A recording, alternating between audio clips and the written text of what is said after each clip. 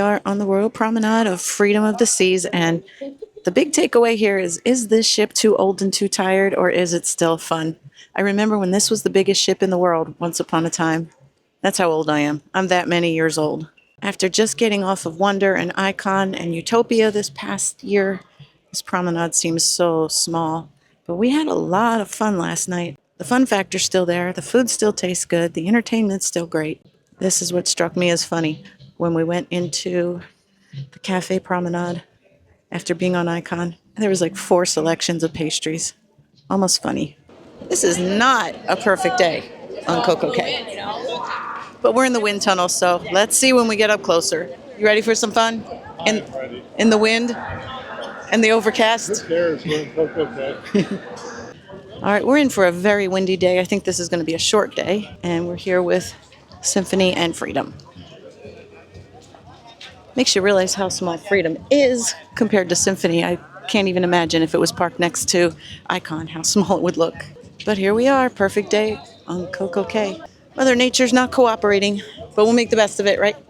Oh yeah, we're gonna have a great day.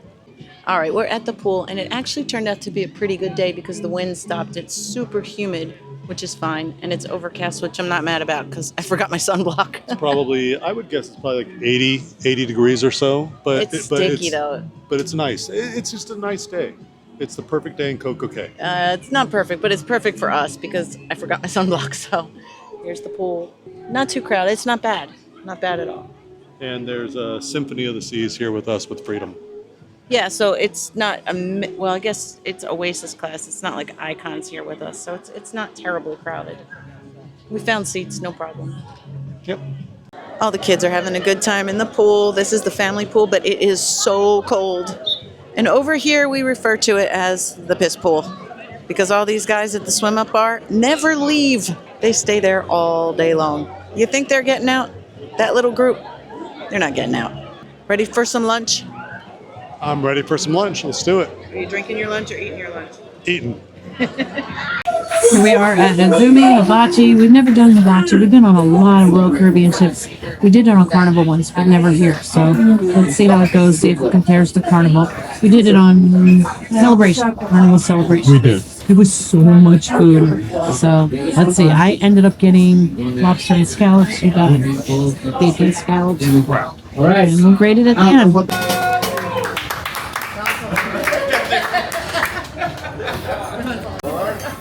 Garlic for your fried rice. Yes, then I will add more for your main course later. Yeah, add flavor. More. And of course, you're having here the mixed vegetable. Okay, carrots and white onion for your fried rice. Here, the Japanese white rice, all the way from Walmart, my family. With a holy smoke.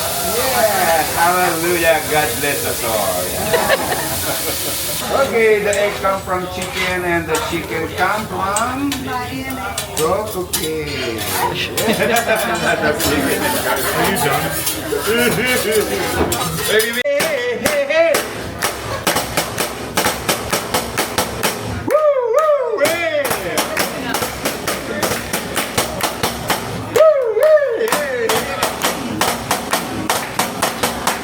Everybody! Woo! Yeah! Indonesia, right? Okay, Anna, wake up. Sleeping now. Everybody waiting for you now, okay? It's Anaconda!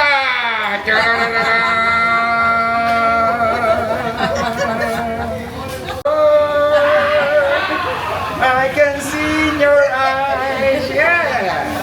I like to move it, move. I like to move it, move. I like to move it. I believe I can fly. I believe I can drink your wine. All right. I love you, baby. Yes, that is from your rocking chair. Yeah.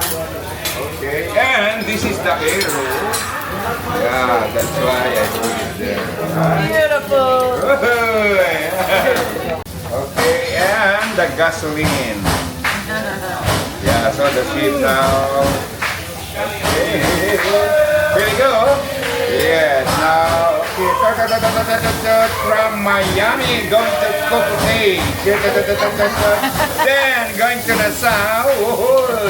Oh, no more gasoline.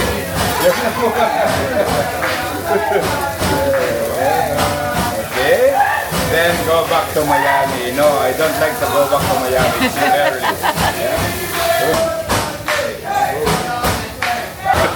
Yeah. Crazy in here. Very quiet, huh? The fried rice and vegetable. How's the filet? It is incredible. It looks incredible. I tasted a little piece. The flavor is amazing. You think of dinner? The thing is really good. 10 out of 10. Oh my God, the guy was so funny. Yeah. This place was full of life. Everybody was singing. It was amazing. And I have no idea where I'm putting dessert. We ordered dessert, but I don't know where it's going. I'll definitely give it a try. Give it a try? I can't wait. Chocolate lava cake and mochi. I have no idea where I'm putting it. I am so full. Oh my God. It's good for a bite or two. No more than 4. No more than 5. Five's the max. Here's a view of what the solarium looks like on an at-sea day. Every seat is full. Pool's packed. Everybody's having a great time. And by 8:30, it was difficult to find a spot. Nobody up here, but tails everywhere. So the tail game is alive and well. Let's see what's going on this way with the kiddies. Weatherman called for rain every day. It was supposed to be a washout. And we've had beautiful weather. I'm in Coconut, my favorite spot. There's the cabanas up there, which are, seem to be popular on at-sea days. Who doesn't love a drink out of a pineapple? Here we are at Playmakers. I got some wings and a beer. Life couldn't be any better than this. This would be so fun during a sports event. And there is the casino right there where I've spent way too much time. I'm not even going to admit how much time. And you can rent this room out back here just for your party if you want to have a viewing party for your sports team or something. Pretty cool hangout. Even the kids are getting into it. Here we are in the Windjammer. Here is Chop's Specialty Restaurant, Giovanni's. There's a bar right here. And then the buffet goes back. Pretty good one. Beautiful ocean views.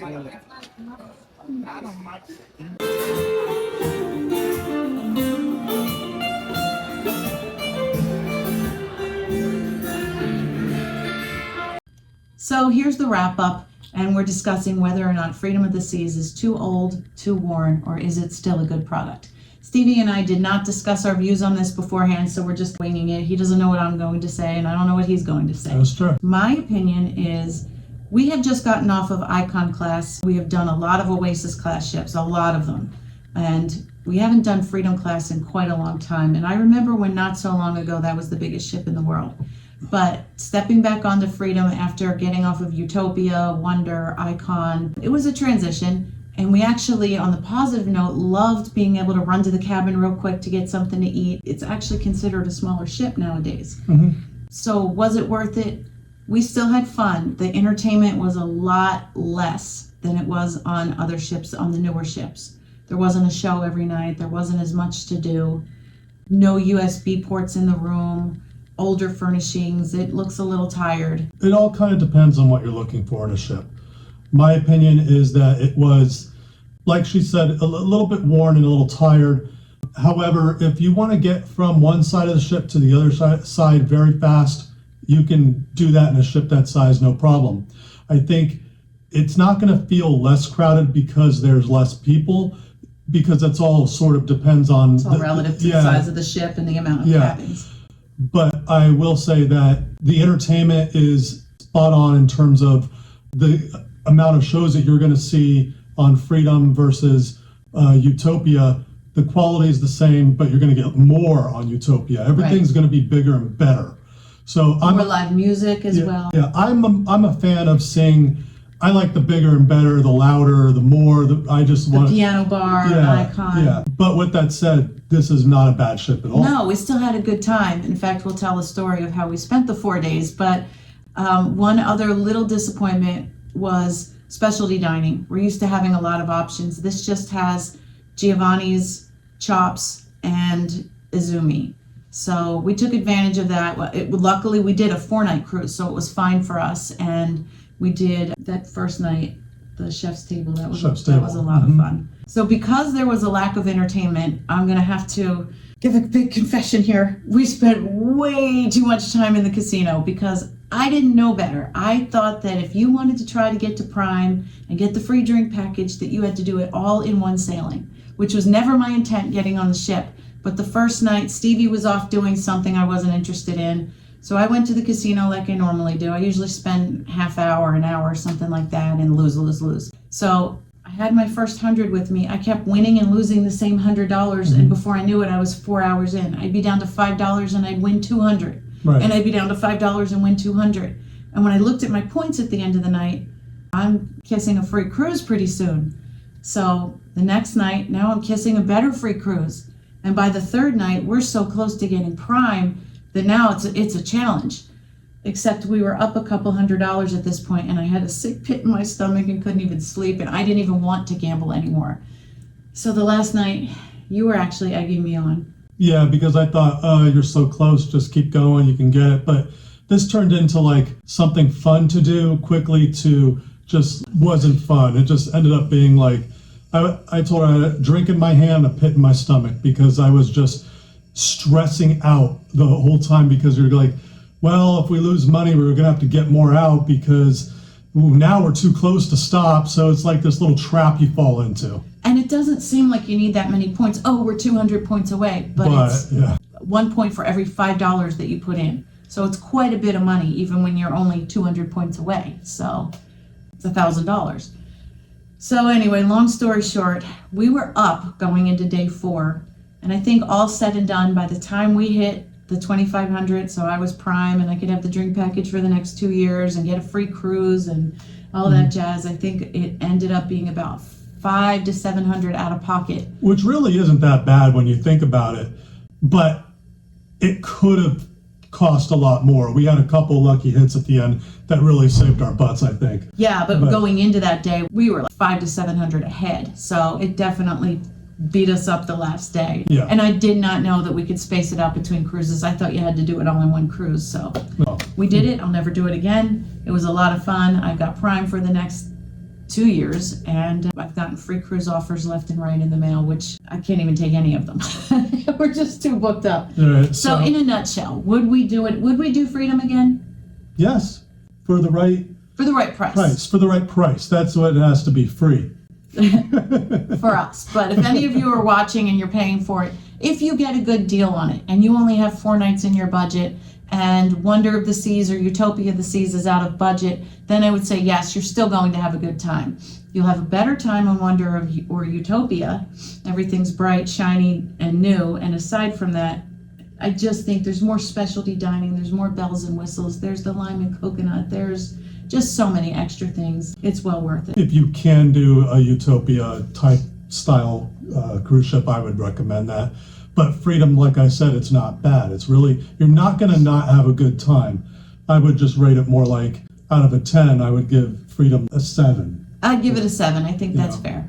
I'd give it a 7. So take that advice. Hope you can do something good with it. And we'll see you on the next one. We have quite a few coming up, so we'll let you know how they all compare.